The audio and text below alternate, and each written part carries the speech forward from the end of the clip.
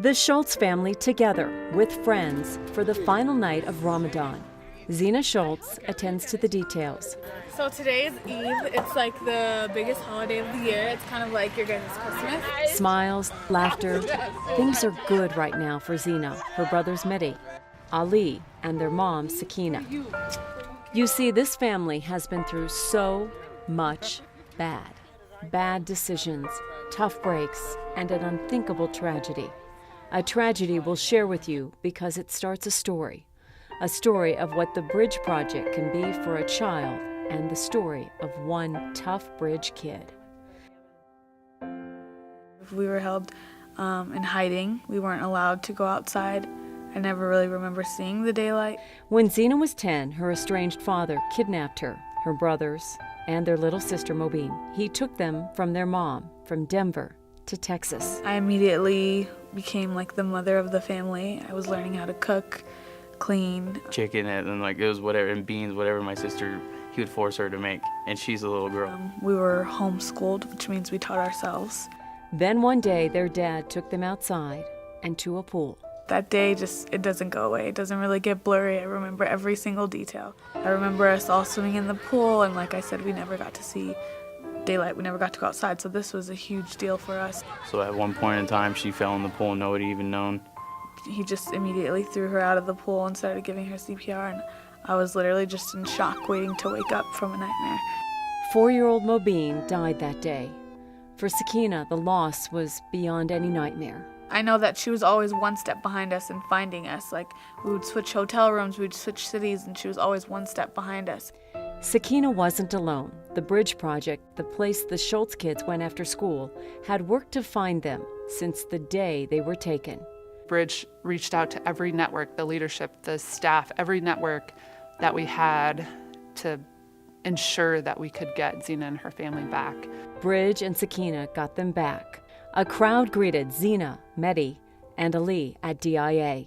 It was my mom, and Bridge people, all the kids in the neighborhood, all the staff at Bridge. That feeling, Zeenat will never forget. Like I was important, like it was great to be back, like I meant something to someone. Zeenat's bond with Bridge was sealed. She went there every day after school. I just remember her coming in every day, and she was full of energy. The first thing you noticed was her big smile. So we start working on homework, and as soon as that's done, we're allowed to do all the other activities such as computer class, Girl Scouts, yoga. Children that come from that type of neighborhood, their families don't have the resources, the money, the time to do those things with them. We got to go rock climbing, we went camping. We did so many different things I didn't even really know existed. She loved it. Sometimes I almost used to get old hearing Bridge Project, Bridge Project. Bridge was home away from an empty home. She would literally work day and night, 2 jobs at the airport, and she would come home in between shifts just to cook us dinner. Zeenat looked out for her brothers. Ultimately, she was the leader. Ali and Mehdi both knew that in that aspect, hey, she's the more responsible one. Molly Calhoun was an intern at Bridge when she met Zeenat. Zeenat was in my middle school girls group, and she used to drive me crazy. Trying to get her to memorize her multiplication table, and that was a challenge. She was super stubborn, very opinionated. She was always thinking about something else. Like deep down inside, I really wanted to get it done. I think it was just kind of one of those things as a kid when you act like you don't really care, but you do. Zeenat was a typical kid, but just below the surface of stubborn lay unbridled determination. Zeenat didn't come from a family that everybody went to college and everybody, succeeded. And she knew from a very young age, I think, that she was going to be different. Well, I would definitely say determined. Every time I say I'm going to do something, I have to do it. She was one of those kids that wanted to accept the help that was around her, and I think that was the big difference. Zeenat worked hard in school, and she worked for years on the Bridge Project's tech team. She's kind of like a motivation to me because I was having struggling times too. As a little girl, I always wanted to become like her, Zeenat earned a scholarship to a private high school. She challenged herself and took AP courses, and she stayed clear of badness surrounding her. I saw a lot of shootings, stabbings, a lot of my friends getting pregnant. But it wasn't easy for Zeenat. Sakina lost their home. the boys were getting into trouble. I wanted to get out of school and work so I can support my family because of what we were going through. During hard times, Bridge kept in contact with Zeenat's school. Kate Kushner went a step further when Zeenat stopped going to class. I'd drive over to her house, track her down, and it wasn't because she was just being lazy and sleeping in. It's because she had too many other responsibilities, and she was trying to get everybody else where they needed to be. But yeah, Kate was definitely there to kick my butt.